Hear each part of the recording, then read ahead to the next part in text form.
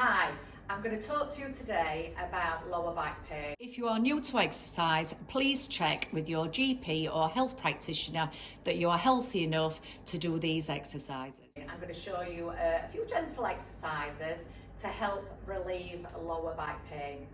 So here I have laid on the floor is my lovely daughter Tilly. That's it, she's going to wave. God, she's gorgeous. Okay, so I'm just going to use Tilly because obviously there's social distancing. I've got Tilly and we live together so I can touch her. Kneel down on the floor. So often when you get lower back pain, that can be caused by poor posture, weak core muscles, a variety of different things, but I'm going to show you some very, very gentle exercises what will ease the pain and help you move better. Okay, so first of all, Tilly, can you draw both knees in towards your chest and hold behind the back of the knee? That's it. And place your head back down on the block. Good. Not to the chin and lengthen into the back of the neck, but keep your head on the block. And draw those knees as close in as you can. So you're giving yourself a real good hug. So that's a great stretch for your spine. And if you wanted, you could just gently rock forwards and backwards or side to side or around in a circle. Good. Feels nice, doesn't it? Feels nice to give yourself a hug. So change direction.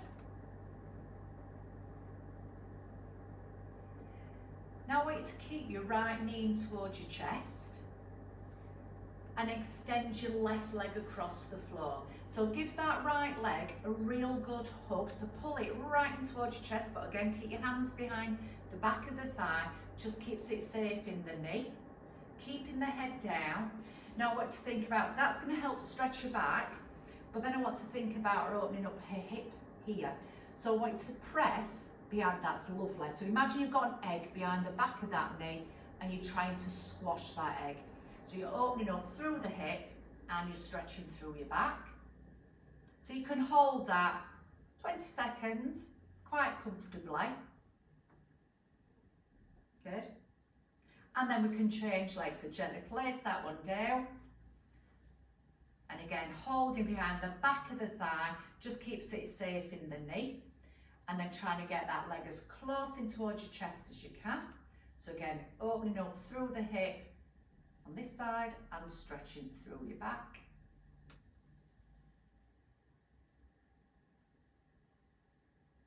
Good.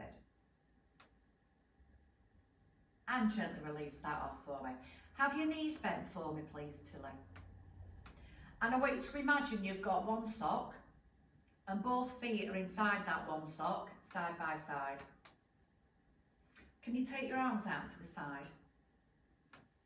Okay. And I want you to think about keeping your shoulders in contact with the floor. And just to start off, if you are suffering with great back pain, I want you to start off with this movement being very, very slowly and small. So I just want you to gently move both knees just a couple of inches over one way, come back into the centre, and then a couple of inches the other way. It's fine for the outside of the foot to lift. Back into the centre and lift it. Good. And as long as everything feels okay, you can start to increase your range of movement. So slowly. So the outside of the foot will start to lift, the knees stay together. You can inhale through the nose as the knees go away.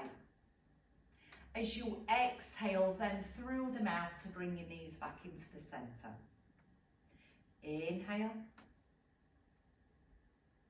And exhale. Good. And then you can challenge yourself and turn your head in the opposite direction. So inhale through the nose as the knees go away. And exhale as you bring those 2 points back in.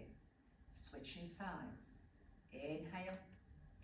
So I want you to get that controlled rotation through the spine. So it lets each individual vertebra move correctly, and that enables it to get some nourishment through the disc. So this is the best exercise to do if you're suffering with back pain. But obviously, if that increases any pain, please consult your GP or therapist. I would do this for quite a few times, and I would start off especially as soon as you get up in the morning. So I wouldn't particularly want you to do it in bed because you've got too much cushioning. I'd want you to come out of bed and try and get yourself onto the floor and then gently do these movements. Good. But obviously, if it's that bad when you can't get out of bed, do start off in bed. Good. And I would do between 12 and 15 each side.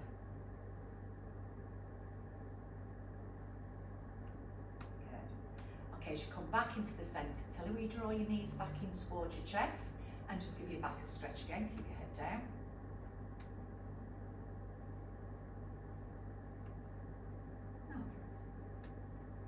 Can you put your feet back on the floor for me, please, Tilly? I want your feet this time hip distance apart. So I want the heels, knees and the hip bones in line. Just nodding the chin and lengthening to the back of the neck. Now I want you to bring your awareness to your pelvis. So if we imagine that your pelvis is a clock, think about your tummy button being 12 o'clock on the clock and your pubic bone being 6 o'clock on the clock. If I drop a marble on Tilly's clock, with her keeping the weight equal through both feet, I want her to roll that marble to 12 o'clock. So she's going to press. Can you just lift that arm there for me? That's lovely. Just so that we can see, you press that lower back down into the floor and then releasing it back off. So press down again. So you're in an imprinted position and then releasing back off. So she's rolling the marble down to 6 o'clock and now she's rolling the marble back up to 12. See if you can make it a bit bigger. Now Tilly's got quite an arch in her spine, so she could lift quite high. And then as she brings it back down, then she'll find that quite tough to get that imprinted position. So again, that's a great exercise to get mobility into that lumbar part of your spine. So just rolling it between number 12 and number 6. Now I want you to add in number 3 and number 9. So roll it up to number 12. Now pick a hip, I don't mind which one, and roll it round to number 3. Then come down to number 6. Back up to number 9. And back up to 12. Now go around in that, try and make a circle. So I like to use, imagine you're painting a clock and this clock is going to go on your kitchen wall. It's a red clock. So notice what shape this red clock is. Often that makes you giggle because it can be quite a funny shape. And often if you've got lower back pain or if it's stiff in that lower part of your spine, it's going to be tricky to get between 3 and 6 or 6 and 9. You might get a flat part, you might get a jiggly part. So again, I do this about 8 to 12 times and then change direction. So nice and slowly, no rush. And just being aware, so this is going to be a blue clock. So does this feel different? Does it look different on your wall?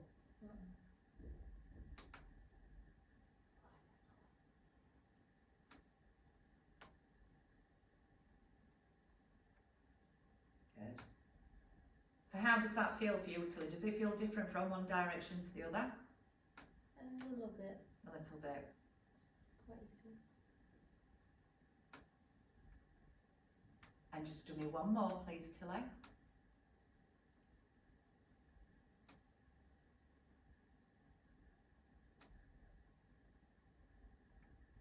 And then settle into the middle of your clock. Draw your knees back in towards your chest. Let's give your back a stretch. So I'm going to finish off with a hamstring stretch.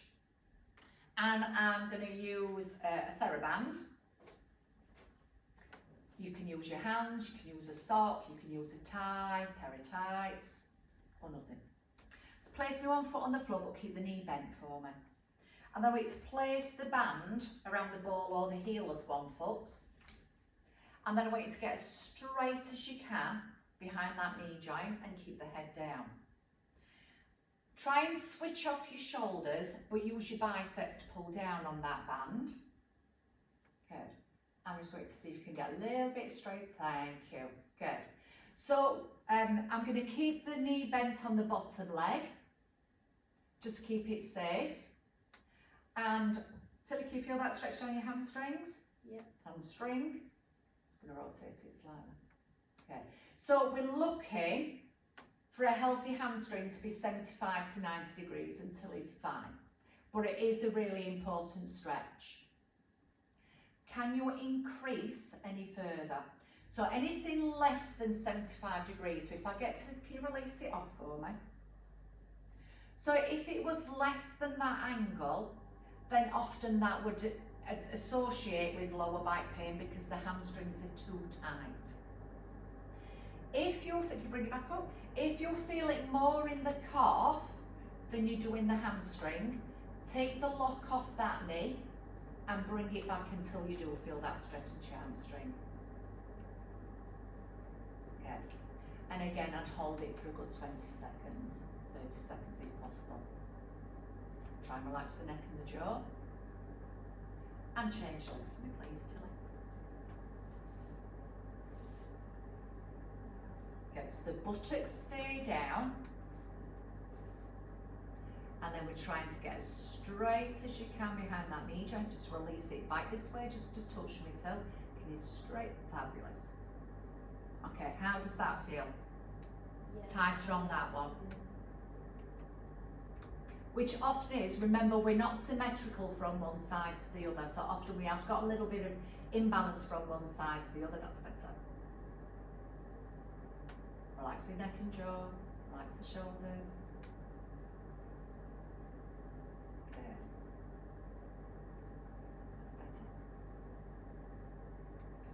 Down a little bit. Thank you. Okay, and release that off for me, Tilly. Good, just draw your knees back in towards your chest. Give yourselves a well-deserved hug. Just rock side to side if you wish. And thank you very much. That will help with your lower back pain.